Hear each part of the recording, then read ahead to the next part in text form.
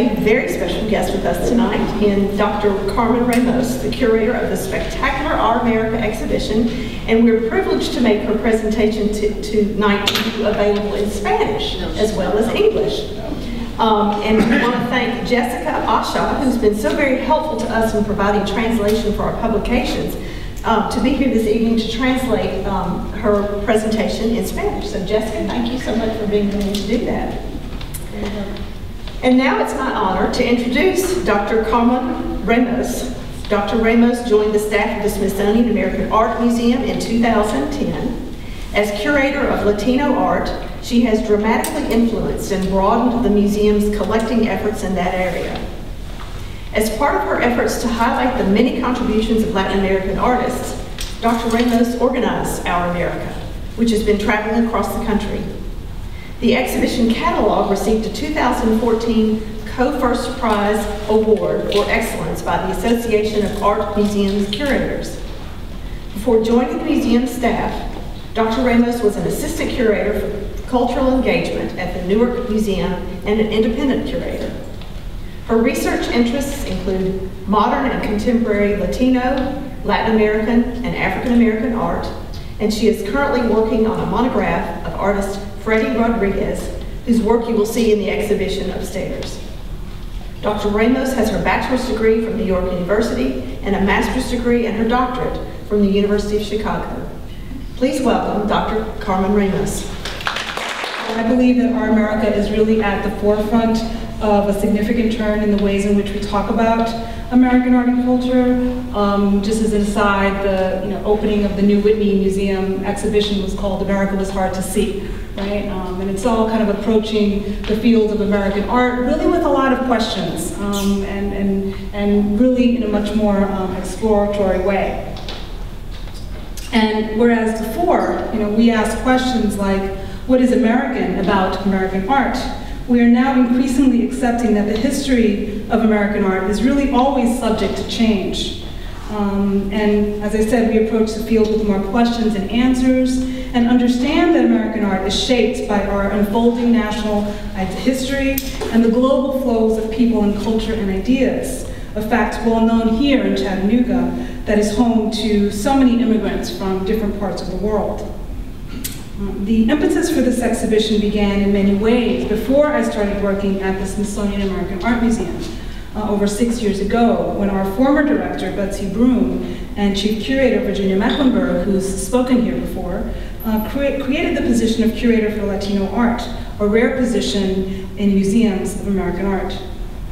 El impeto de esta exposición comenzó de muchas maneras antes de comenzar a trabajar en el Smithsonian American Art Museum hace más de 6 años, cuando nuestro exdirector, Betsy Brown, y jefe de curador, Virginia Mecklenburg, creó el cargo de curador de arte latino, una rara posición en museos de arte americano.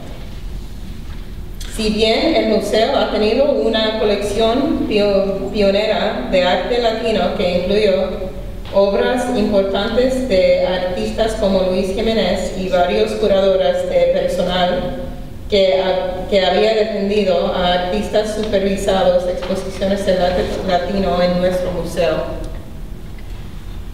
So while the museum had a pioneering collection of Latino art, which included milestone works by artists such as Luis Jiménez, seen here, and several on-staff curators had championed artists and oversaw exhibitions of Latino art at our museum, there had not been a dedicated full-time curator focused on the field.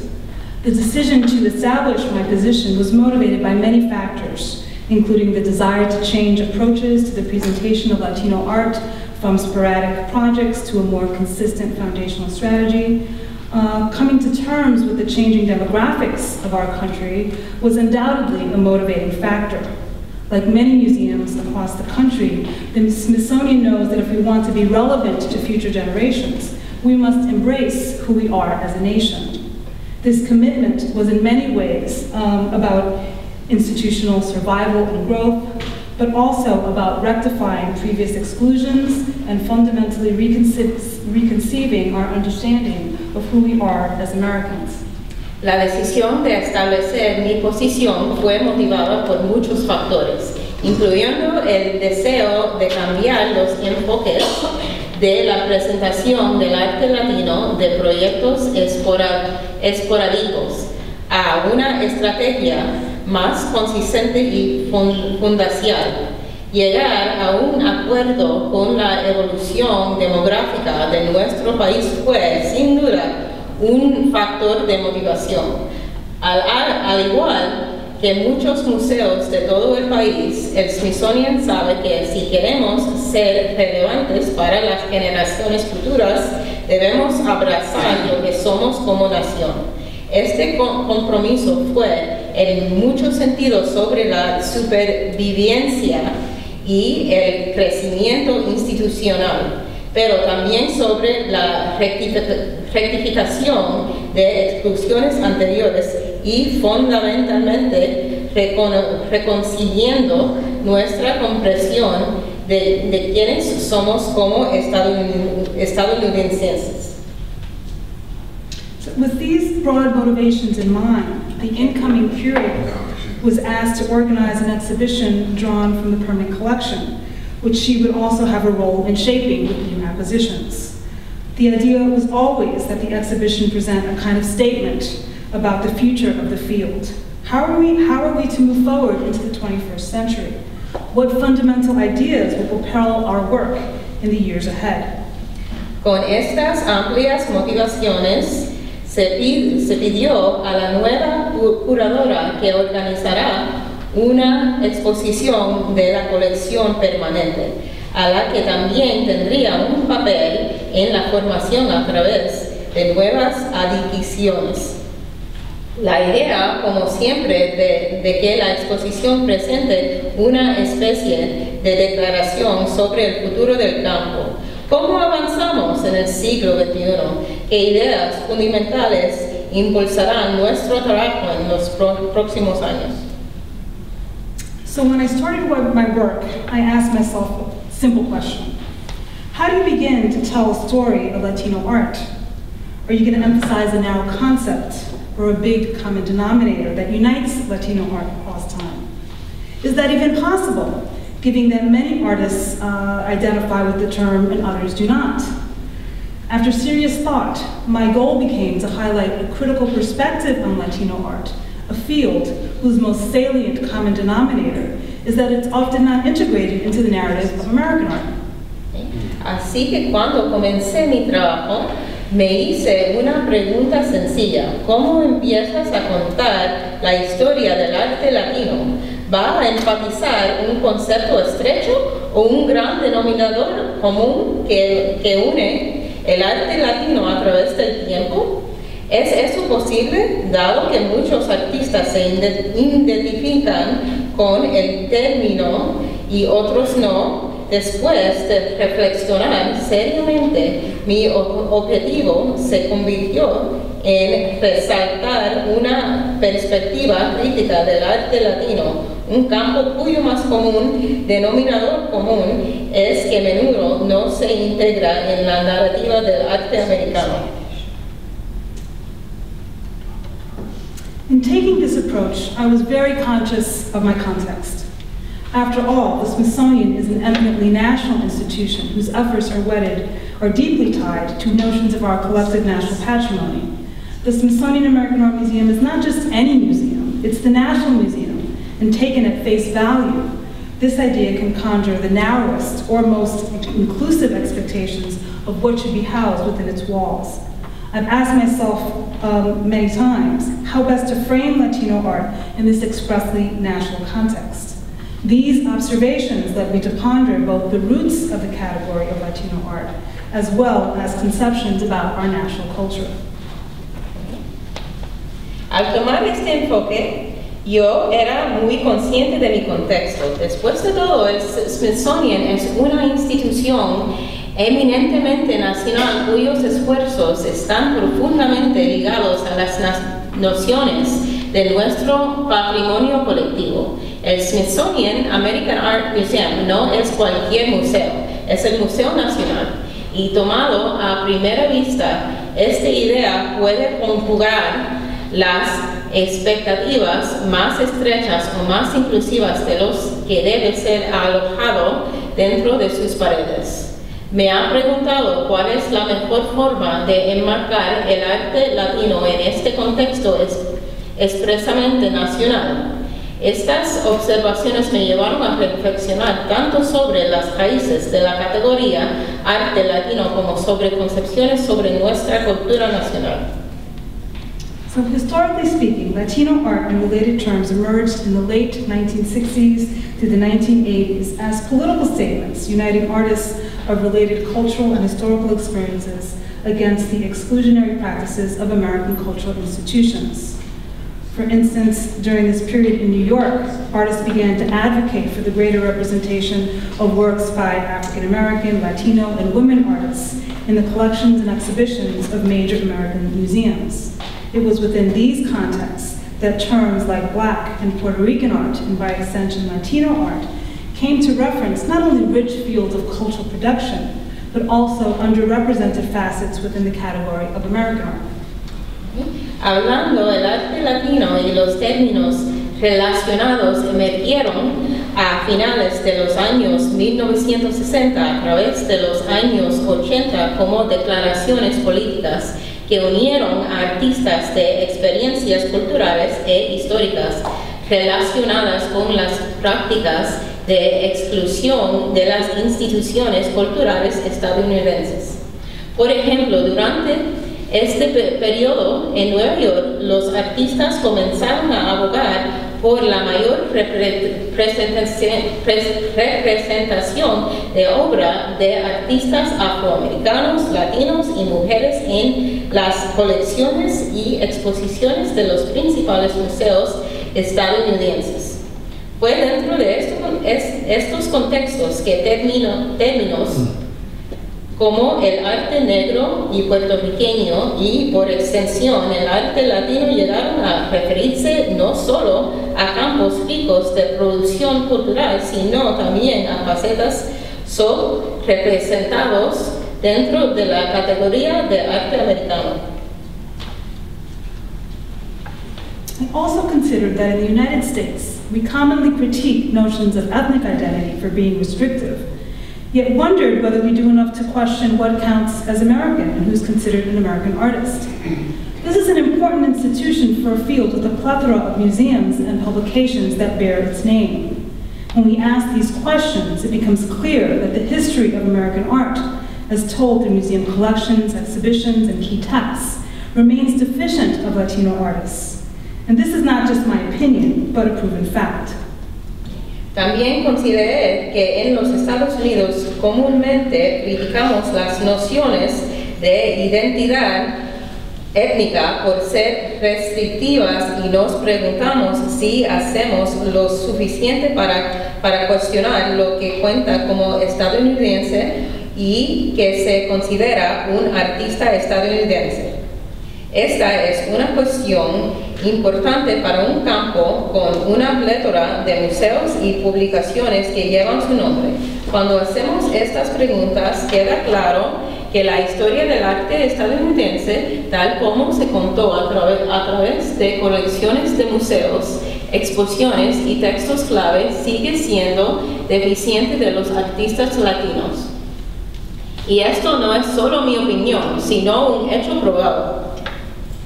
Several years ago, the Chicano Research Studies Center at UCLA conducted a survey of Latino artists cited in the art historical databases and textbooks that art historians and students use as a basis for research in the field.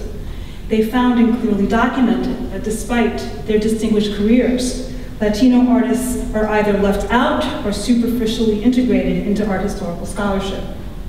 Hace varios años, el Centro de Estudios de Investigación Chicana en UCLA realizó una encuesta de artistas latinos citados en las bases de datos históricas de arte y libros de texto que los historiadores y estudiantes de arte utilizan como base para la investigación en campo.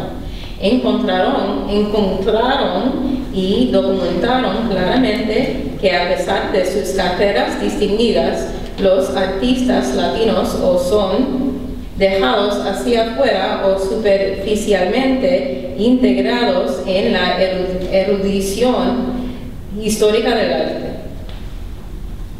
Okay. For these reasons, the exhibition, Our America, embarks from the simple assertion that Latino art is American art. This declaration is not meant to deny the transnational nature of Latino art that bounds it to the culture and history of Latin America. It does not seek to downplay the activist undercurrent of much Latino art that opposes singular views of American culture. It also does not advocate that we return to a closed vision of national culture that disregards past and present global realities. Rather, it calls attention to the underemphasized and rich connections between Latino art and the national context in which it was born. Por estas y otras razones, la exposición Our America se embarca desde la sencilla afirmación de que el arte latino es el arte americano. Esta declaración no pretende negar la naturaleza transnacional del arte latino que la vincula con la cultura y la historia de América Latina. No intenta minimizar la corriente activista de gran parte del arte latino que se opone a puntos de vista singulares de la cultura estadounidense. Tampoco propone que volvamos a una visión cerrada de la cultura nacional que ignora las realidades globales pasadas y presentes. Más bien, llama la atención a las conexiones subestimadas y ricas entre el arte latino y el contexto nacional en el cual nació. So I think we could start paraphrasing. Okay. Yeah. So we could just move a little. So I just wanted to, you know, I talk about how Latino artists are American by birth, citizenship, residency. There's all these different ways that Latino artists have and Latino communities have been part of American culture and even sacrifice, as I say, if we look at the long list of veterans that have served in many wars of the United States, and many veterans are actually represented in our exhibition. And this is a list of those artists. Los artistas latinos son norteamericanos por nacimiento, ciudadanía, residencia, educación e incluso sacrificio. So when positioned in this national light, it becomes clear that Latino artists shape and participate in the artistic movements of their day, tackle questions and themes tied to American national identity, and deeply probe our popular culture. América insta que no solo afirmen el arte latino como arte americano, sino que le preguntemos y respondamos cómo y en qué sentido es parte de esta categoría nacional. In fact, there have been many individual Latino artists who worked alongside their American peers well before the category of Latino art was established, yet their careers remain absent from the annals of American art. For example, painters such as the Cuban-born Carmen Ramos produced abstract works in keeping with her times. Herrera moved to the United States in 1939, and following a sojourn in Paris, she returned permanently to the United States to become a participant in the New York avant-garde.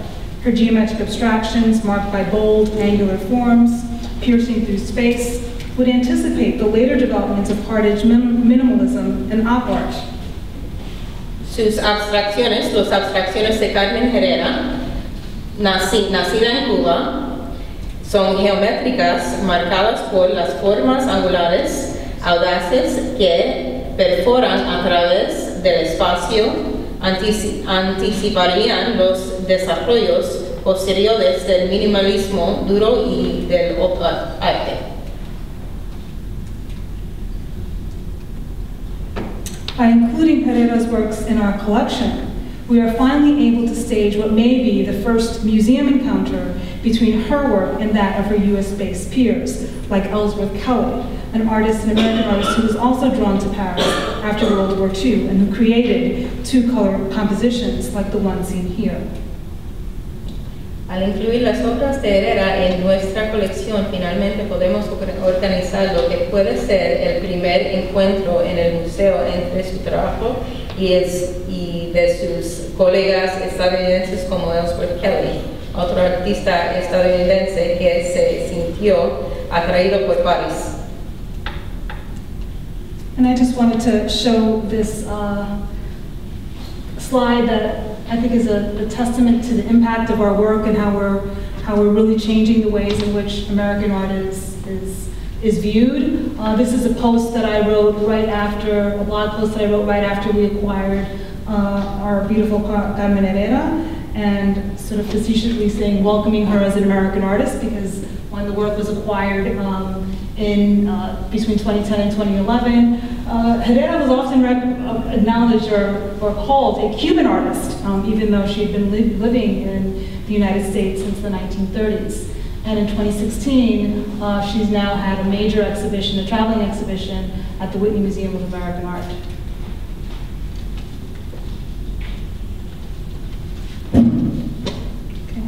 Puerto Rican-born Olga Albizu, on the other hand, first embraced abstraction in New York, where she studied with Hans Hofmann, the German émigré artist who had a decisive impact on mid-century American art. In joyous works like Radiante, Albizu worked with a handful of colors in a single canvas to orchestrate what she called a conversation between color and form. Her intense color palette conveys that, like other abstract expressionists, she believed in the emotive power of color. Olga Albizu, de origen puertorriqueño por su parte, abrazó la abstracción en Nueva York, donde estudió con Hans Hofmann, el artista emigrado alemán que tuvo un impacto decisivo en el arte estadounidense de mediados del siglo. Albizu's works are anonymously recognized worldwide, since her canvases grace the covers of several jazz albums, including the bossa nova classic Ges Roberto. Yet she too is not incorporated in the history of mid-century American art. Las obras de Albizu son anónimamente reconocidas en todo el mundo desde sus lienzos adornando las portadas de varios álbumes de jazz, incluyendo el clásico de bossa nova Ges Roberto, pero ella tampoco se incorporó a la historia a mediados del siglo mediano arte estadounidense. A great deal of my collecting efforts is focused on artists like Herrera and Albizu, who worked in the post-World War II era. While this is not the beginning of Latino art, it's at this historical juncture that Latino art starts to bubble up, first through specific categories such as Mexican American and Puerto Rican, and increasingly through the umbrella category of Latino. This naming happens for at least two reasons.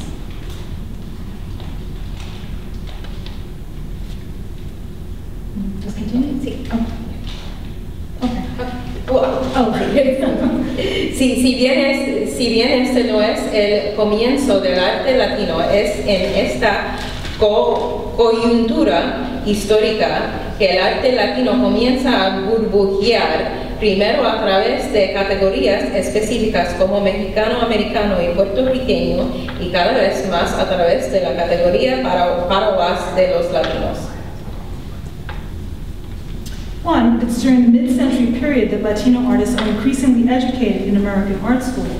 And two, in part motivated by Latino service in the military during and after World War II, Latino communities began to question their marginalized position in American society, as well as the prevailing melting pot discourses that shaped our vision of American culture. My research reveals that in many ways these factors started to merge, and that Latino artists began to inflect art movements and themes of American national identity with new perspectives drawn from Latino experience. Las comunidades latinas empezaron a cuestionar su posición marginada en la sociedad estadounidense, así como los discursos prevalecientes del crisol formaron nuestra visión de la cultura americana. You see this kind of merging in El Tamarito del Hoyo, an early painting by Roberto Chavez that pictures a young boy from his own Los Angeles neighborhood. After his military service in the Korean War and with funds made possible by the GI Bill, Chavez studied at UCLA and eventually helped launch a brand of expressionistic painting associated with Los Angeles in the early 1960s. Una pintura temprana de Roberto Chávez que dibuja a un muchacho joven de su propio vecindario de Los Ángeles, después de su servicio militar en la Guerra de Corea, con los fondos posibles gracias a la ley Chávez estudió arte en la UCLA y eventualmente ayudó a lanzar una marca de pintura expresionista asociada con Los Ángeles a principios de los años 60. Chavez used this style to animate his portraits, some of which captured Mexican-American subjects, like this young boy named Tamalito. Chavez depicts his subject wearing high waters, army surplus boots, and donning a grayish skin tone similar to the concrete sidewalk upon which he stands. Tightly caught between the top and bottom edges of the canvas, the young boy with his big eyes and round cheeks conveys the innocence of youth, whereas his ambiance, complete with graffiti-scrawled urban walls, suggests a specific time and place. Behind him, a dilapidated structure and white picket fence counters the hope of the American suburban dream we so associate with the decade of the 1950s. Apretado entre los bordes superior e inferior del lienzo, este joven, con sus grandes ojos y sus mejillas redondas, transmite la inocencia de la juventud, mientras que su ambiente con graffiti grabateado de las paredes urbanas sugiere un lugar específico y el tiempo. While artists like Chavez depicted people and places from their immediate environment, other Latino artists delve into the annals of national history to create works that question established versions of American history, especially events that have shaped Latino experience. Many Latino artists are drawn to the 19th century, a period that witnessed American Western expansion across the continent and the rise of the United States as an imperial power. The appropriation of lands following the Mexican-American War not only advanced the goals of manifest destiny, the belief that the United States was destined to control most of North America, it also converted residents of Mexico's northern frontier into American citizens overnight. La apropiación de tierras después de la guerra entre México y Estados Unidos no solo avanzó los objetivos del destino manifiesto, la creencia de que Estados Unidos estaba destinado a controlar la mayor parte de Norteamérica, sino que también convirtió a los residentes de la frontera norte de México en ciudadanos estadounidenses. Even though their status as citizens was ratified as part of the Treaty of Guadalupe Hidalgo of 1848, the experience of Mexican turned American populations in the Southwest runs counter to their new citizenship. Historian Vicky Ruiz has summarized that, quote, Mexicans on the U.S. side of the border became second-class citizens, commonly divested of their property, political power, and cultural entitlements, unquote. La historiada Vicky Ruiz ha resumido que la cita a los mexicanos en el lado estadounidense de la frontera se convirtieron en ciudadanos de segunda clase, comúnmente despojados en sus propiedades, poder político y derechos culturales. For these reasons, many historians mark the moment of westward expansion as the beginning of the Mexican-American community, a history that remains marginalized even in revisionist accounts of the West.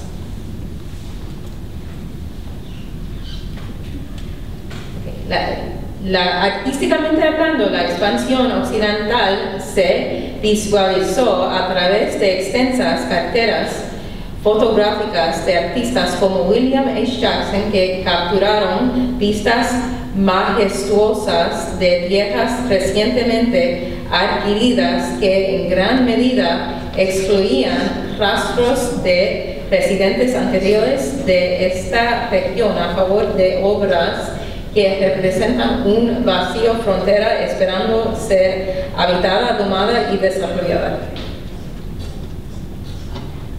Artistically speaking, Western expansion was visualized through extensive photographic portfolios by artists such as William H. Jackson, who captured majestic vistas of recently acquired lands and largely excluded traces of earlier residents of the region in favor of works that depict an empty frontier waiting to be inhabited, tamed, and developed. In Jackson's photograph, only the title of the work, which includes the word cañón, complete with the Spanish letter ñ, suggests these earlier residents and history. Contemporary landscapes by photographer Delilah Montoya contest these empty historic scenes to tackle the myth of the West.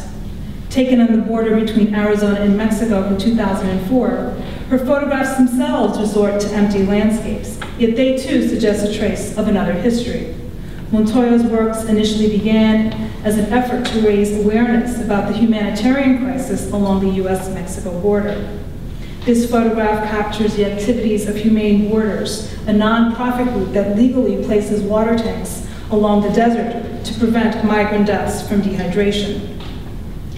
Esta fotografía captura las actividades de Humane Borders, un grupo sin fines de lucro que legalmente coloca tanques de agua a lo largo del desierto para prevenir muertes de migrantes por deshidratación.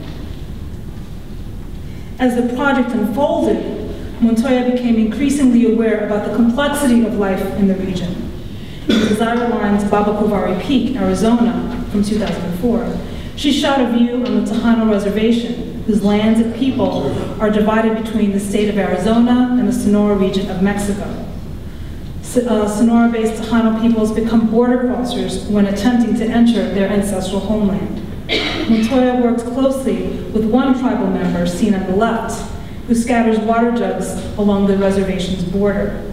In the distance, the hazy outline of the Babacuvari Mountains, the site of Tejano creation myths, attest to the history embedded in this land.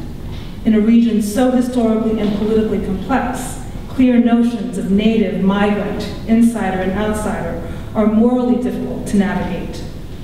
A lo lejos, el contorno borroso de las montañas de Babacuvari, el sitio de los mitos de la creación de Tohono, atestiga la historia incrustada en esta tierra.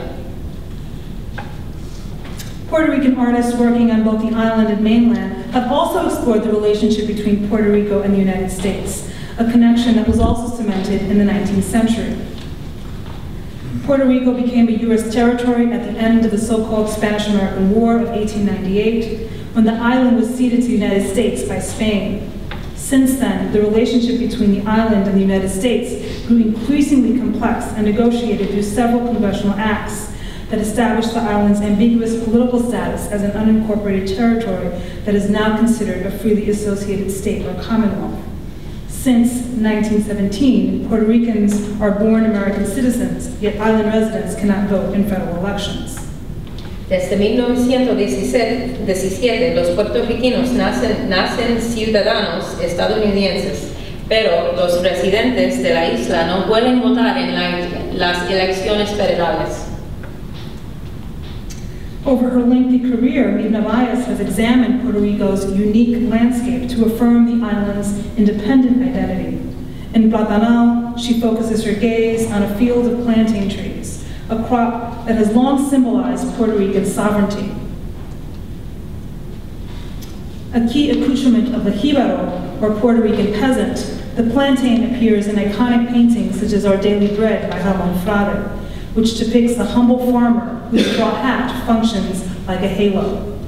Rather than focus on the plantain as the daily bread that literally sustains island residents, Baez deploys the icon to assert a sense of place that she can appreciate as an island insider. Baez relishes in the surface beauty of plantain leaves as they reflect the tropical sun, and delights in her use of paint on an unframed canvas. In the end, Baez displays a willful intent to look, depict, and therefore possess the land on her own terms. Baez muestra una intención deliberada de mirar, representar y por lo tanto poseer la tierra en sus propios términos. Más allá de los momentos claves de la historia americana del siglo XIX, descubrí que muchos artistas latinos exploran directa o indirectamente un pilar fundamental de nuestro imaginario nacional, que somos una nación de inmigrantes, para usar el título del libro del presidente Kennedy sobre el tema. Beyond key moments in 19th century American history, I found that many Latino artists, directly or indirectly, explore a foundational pillar of our national imaginary, that we are a nation of immigrants, to use the title of President Kennedy's book on the subject. Interestingly, despite the fact that the vast majority of Americans have immigrant roots, I was surprised to find few studies in American art that engage the subject head-on. There are some exceptions, like the Golden Door, a major exhibition from the 1970s that explored the work of mostly European immigrant artists. Hay algunas excepciones como la Puerta de Oro, una importante exposición de la década de 1970 que exploró el trabajo de la mayoría de los artistas inmigrantes europeos. This exhibition included works by Joseph Stella, the first so-called Italian-American artist whose ambitious canvases, like Brooklyn Bridge, marry the scale and arch compositions of Italian altarpieces with the modernity of New York. The Golden Door exhibition often recounted the harrowing personal experiences of artists who arrived amidst political and social turmoil in Europe, yet it didn't necessarily present their work as bicultural. The subject of immigration, therefore, remains a ubiquitous and invisible topic within American art history. El tema de la inmigración, por lo tanto, sigue siendo un tema omnipresente e invisible dentro de la historia del arte estadounidense. Latino artists, on the other hand, directly engage the subject of immigration and migration. In part, this stems from the fact that Latino artists emigrated in an era marked by technological advancements, from the telephone to airline travel and the World Wide Web, that allows individuals to stay linked to their culture of origin in a way that was simply not possible in the past. En parte, esto es derivado de hecho de que los artistas latinos emigraron en la era marcada por los avances tecnológicos, del teléfono a los viajes aéreos y por internet, que permite a los individuos permanecer vinculados a su cultura de origen de una manera que simplemente no era posible en el pasado.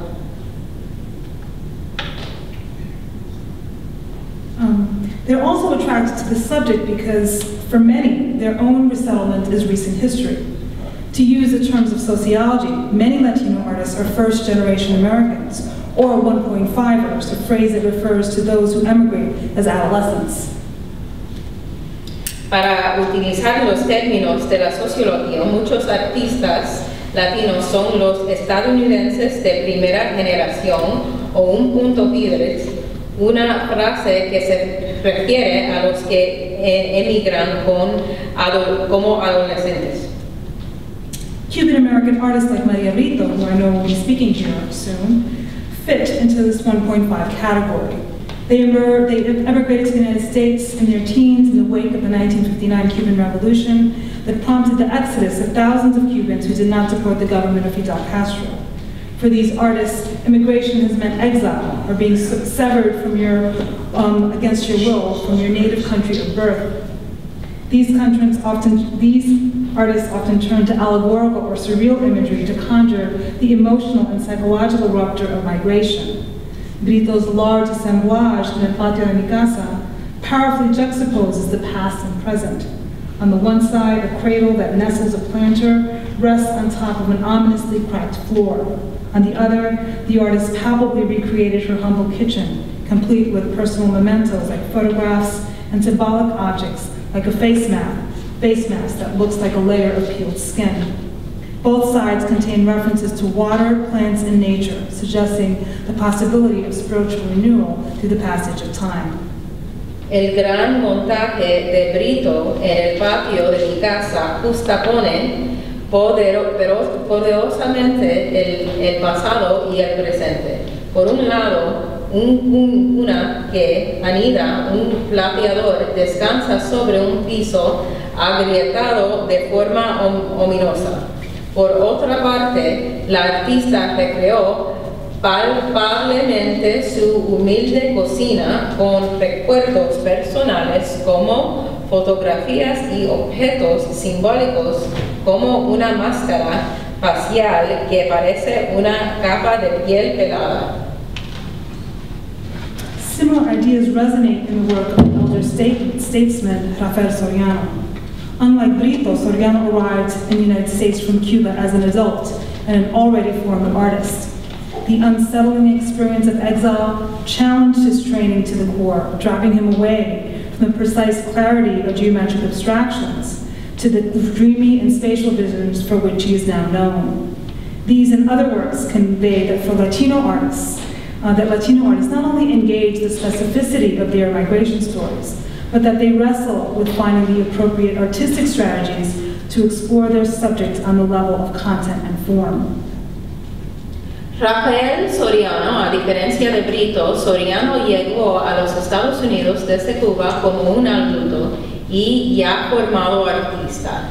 La inquietante experiencia del exilio desafió su formación al núcleo, alejándolo de la claridad precisa de la abstracción geométrica a las visiones soñadoras y espaciales por la que es conocido.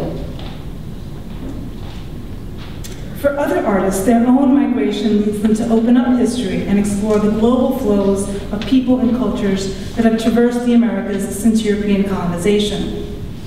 For Maria Magdalena Campos Pons, seen on the left in a 1994 performance, her migration to the United States brought her into contact with African-American artists like Carrie Mae Weems, who challenged conventional representations of Black culture.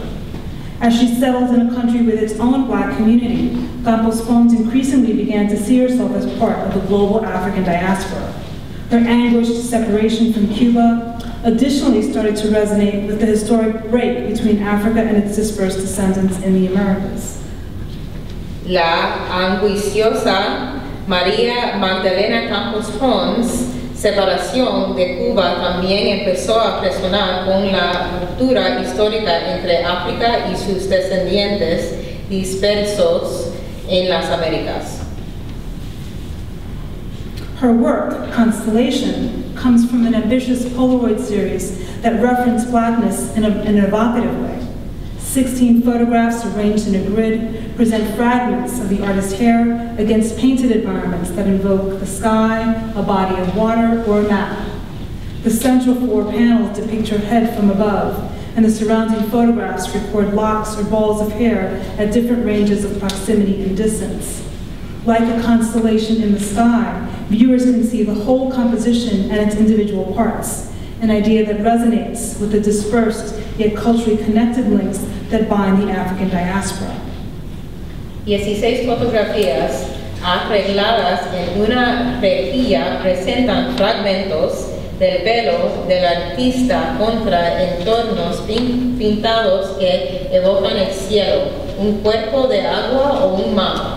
Los 4 paneles centrales representan su cabeza desde arriba y las fotografías circundantes registran cerraduras o pelotas de pelo en diferentes rangos de proximidad y distancia.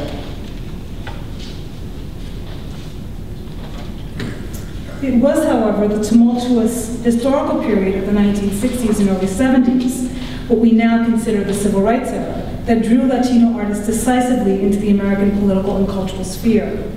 The massive mobilizations for equity and social justice were a response to the African American civil rights movement, the anti-war and labor movements, all of which spurred the quest for civil rights. Las masivas movilizaciones por la equidad y la justicia social fueron una respuesta al movimiento afroamericano de los derechos civiles, a los movimientos antiguerra y obrero que motivaron la búsqueda de los derechos civiles. For many, the activism of the United Farm Workers was an important point of departure. Emmanuel Martinez, for example, created the altar upon which Cesar Chavez broke his highly publicized 25-day fast in 1968.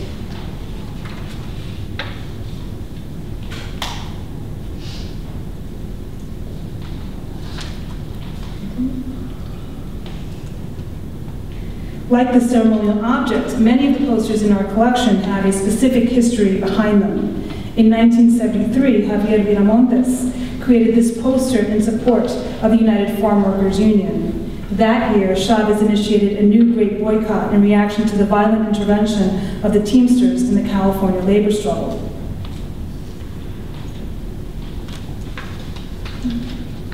Esther Hernandez's masterful Sun Mad energized a critique of the hazardous labor conditions among farm workers by merging the recognizable Sun-Made logo with the Mexican calavera, an icon grounded in Mesoamerican culture, popular tradition, and the visual satire of the Mexican artist José Guadalupe Posada.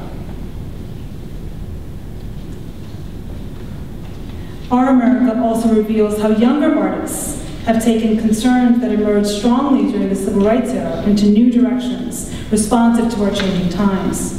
Margarita Cabrera's soft sculptures, for example, explore the theme of labor and began with her discovery that many of the appliances used in American homes were assembled in maquiladora factories located across the US-Mexico border.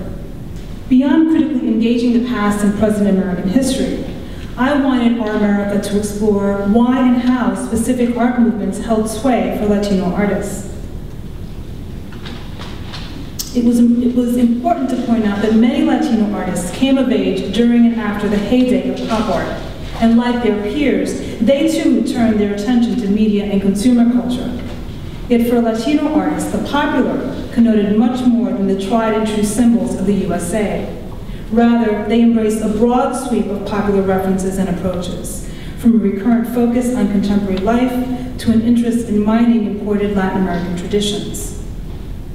Es importante señalar que muchos artistas latinos llegaron a la mayoría de edad durante y después del apogeo del pop art. Y al igual que sus compañeros, ellos también volvieron su atención a la cultura de los medios de comunicación y el consumo. Sin embargo, para los artistas latinos, el popular connota mucho más que los probados y verdaderos símbolos de los Estados Unidos. Some artists documented Latino daily life in ways that challenged media stereotypes. Sophie Rivera used her camera to capture glimpses of the Puerto Rican community in New York at a time when critics and activists spoke out against the book and later film, Fort Apache, the Bronx. Sophie Rivera utilizó su cámara para captar vislumbres de la comunidad puertorriqueña de Nueva York en un momento en que los críticos y los activistas se pronunciaron contra el libro y posteriormente filmaron Fort Apache, the Bronx. Rivera sought out her subjects by standing outside her building in New York City and asking passers-by if they were Puerto Rican. If they answered yes, she invited them to her studio to have their portrait taken. Her large-scale photographs, each just 4 feet square, captured dignified yet unsentimental glimpses of her sitters. In one picture, a man looks pale and slightly weathered. Barely visible under the collar of his shirt is a beaded necklace that suggests he may be a practitioner of Santeria, an Afro-Caribbean faith. En un cuadro, un hombre se ve ligeramente pálido y resistido. Apenas visible cerca del cuello de su camisa es un collar de cuentas que sugiere que puede ser un practicante de santería, una fe afro-caribeña. In another, a young woman has carefully styled her hair after Farrah Fawcett's famed feathered hairdo. Unlike traditional portraits, which often identify sitters by name, Rivera's subjects remain anonymous, even to her. By visually revealing her subjects in great detail, yet leaving them unnamed, Rivera invites viewers to reach their own conclusions about who these individuals are. A diferencia de los retratos tradicionales que a menudo identifican a los asistentes por su nombre, los sujetos de Rivera permanecen anónimos incluso para ella. Rivera invita a los espectadores a llegar a sus propias conclusiones sobre quiénes son estos individuos. For other artists, pop art's attention to the stuff of everyday life opened up new aesthetic possibilities rooted in vernacular Latino traditions. Artists like Amalia Mesa Baines turned her attention to Mexican-American traditions like altar making. Mesa Baines started creating commemorative altars born out of her study of Day of the Dead and devotional traditions cultivated by women, and then in the then burgeoning practice of installation art. This altar installation, as she likes to call these works, pays tribute to the historical figure of Dolores del Rio, the Golden Age movie star who appeared in more than 50 films in Hollywood and Mexico. The work takes the form of a chapel-scaled altar and also resembles a woman's vanity table, whose elements are placed in a niche draped in billowing pink fabric. La obra toma la forma de un altar en forma de capilla y también se asemeja a una mesa de tocador de mujer cuyos elementos se colocan en un nicho envuelto en tejido rosado.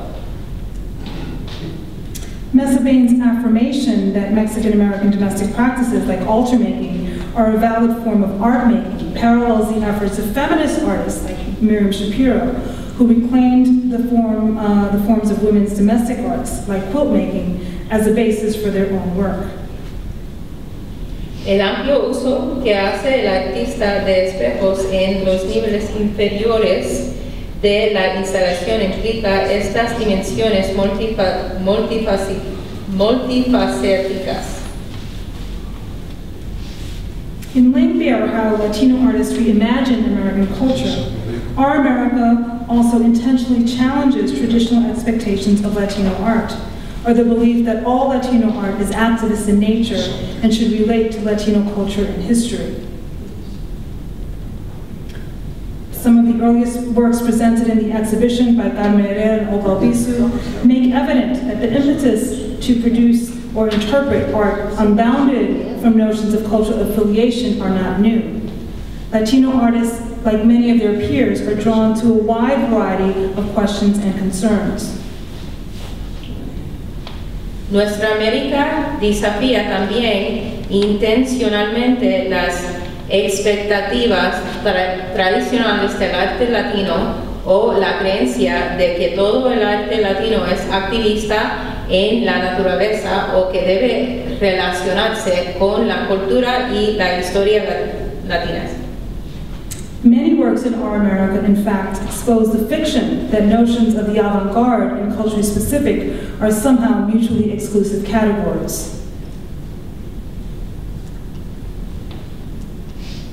Rafael Montañez Ortiz, who became a leading figure of the destructivist movement, created groundbreaking recycled films that were born from his interest in film as a ready-made material. At the same time, works such as Cowboy and Indian film from 1957-58 began to trace his growing cultural and political awareness as an American of Puerto Rican, Mexican, and indigenous ancestry. In this work, he literally deconstructs the iconography of America's westward expansion. Sus pinturas están tan en deuda con su exploración de la cultura popular caribeña como lo son las largas conexiones históricas entre la abstracción y la música, desde el icónico trabajo de jazz de Modern Broadway Boogie Boogie. Freddie Rodriguez's syncopated abstractions were painted in the early 1970s, and when hard-edge painting thrived in New York City, and when Caribbean migrants brought salsa, a musical genre recorded by new record labels like Fania. His paintings are as much indebted to his exploration of Caribbean popular culture as they are to the lengthy historical connections between abstraction and music, from Mondrian's iconic-inspired, jazz-inspired work Broadway Boogie Oogie, which Rodriguez saw as a young artist at MoMA, to the canvases of Rodriguez's African-American peer, William T. Williams, whose works were also inspired by jazz. Many of the artists in Our America are undoubtedly in the broad flow of art history, and not just a segregated sliver exclusively designated to Latino artists. So I want to end my exploration of Latino artists, how Latino artists inflect the national, by turning to a work which takes history itself as its central subject. Maria's Great Expedition was created by Cristina Fernandez and relays the life story of Maria Gonzalez, the artist's great-grandmother and the first member of her family to migrate from Mexico to the United States. La Gran Expedición de María fue creado por Cristina Fernández y retransmite la historia de vida de María González, la bisabuela del artista y el primer miembro de su familia en emigrar de México a los Estados Unidos. To construct her story, the artist interviewed relatives, studied American and Mexican history, and photographed herself assuming the guise of her great-grandmother in key moments of her life. The final presentation takes the form of a museum installation about the discovery and resettlement of North America. It includes a map outlining Maria's movement from Mexico through several southwestern states, imagined photographs of Maria, as well as a detailed written narrative that interweaves fragments of her life within a larger view of American history from 1910 to 1950. Incluye un mapa que describe el movimiento de María desde México a través de varios estados del suroeste, fotografías imaginadas de María, así como una detallada narración escrita que entrelaza fragmentos de su vida dentro de una visión más amplia de la historia americana de 1910 a 1950. The first image pictures Maria contemplating her decision to leave Mexico. In Colorado, we learned that Maria supported her family by providing food and lodging to European immigrant miners. By the time Maria moves to Boyle Heights in Los Angeles in the 1940s, we're told that her sons participated in World War II and that Mexican-American and African-American workers filled labor shortages caused by the internment of Japanese Americans and rising military enlistments. Cuando María se mudó a Boyle Heights en Los Ángeles en la década de 1940, nos dijeron que sus hijos participaron en la Segunda Guerra Mundial y que los trabajadores mexicanos y afroamericanos llenaron la escasez de mano de obra causada por el internamiento de japoneses americanos y el aumento de los estados militares. Maria's individual yet complex story offers a remarkable picture of the overlapping relationships between national and group histories. Like the larger spirit that propels Our America, Maria's Great Expedition marks a deep historical presence and exposes the absences in our national imaginary. It reveals that these absences by offering clues that it is a present-day intervention in the historical past. The protagonist, who's impersonated by the artist, never ages over a 40-year history. Some pictures are sprinkled with present-day references, like a 99-cent store flyer. Most significantly, each picture takes on the shifting photographic conventions of 20th century American photography. The picture 1930, transporting produce, for example, looks like an FSA-era photograph that documents the lives of struggling Americans during the Depression. These self-reflective strategies not only allow Fernandez to pointedly insert Mexican-American history where it's been left out, they also convey that all histories, whether familial, group, or national, are constructed. The need to document this history as late as 1996, when Fernandez completed this project, speaks to the work that remains to be done to construct the fuller picture of the American experience. Estas estrategias autorreflexivas no solo le permiten a Fernández insertar la historia de los mexicanos en la que se ha dejado de lado, sino también que todas las historias, ya sean familiares, grupales o nacionales, se construyen. El documento de necesidad de esta historia tan tarde como 1996, cuando Fernández completó el proyecto, habla del trabajo que queda por hacer para construir una imagen más completa de la experiencia americana. I hope that the exhibition Our America allows viewers to understand that the American experience we so often conjure is not comprised of a single narrative, but a series of stories and perspectives that can exist simultaneously or in tension with one another. Our Latino collection invites and challenges audiences to ponder the Latino American experience as evoked by artists who have long been active participants in the history of American art. Espero que la exposición Nuestra América permita a los espectadores comprender que la experiencia norteamericana que tan a menudo evocamos no está compuesta por una sola narración, sino por una serie de historias y perspectivas que pueden existir simultáneamente o en tensión entre sí. Nuestra colección de latinos invita y desafía a la audiencia a reflexionar sobre la experiencia latinoamericana, como lo han evocado artistas que han sido participantes activos en la historia del arte americano. Gracias. Thank you, and thank you, Jessica.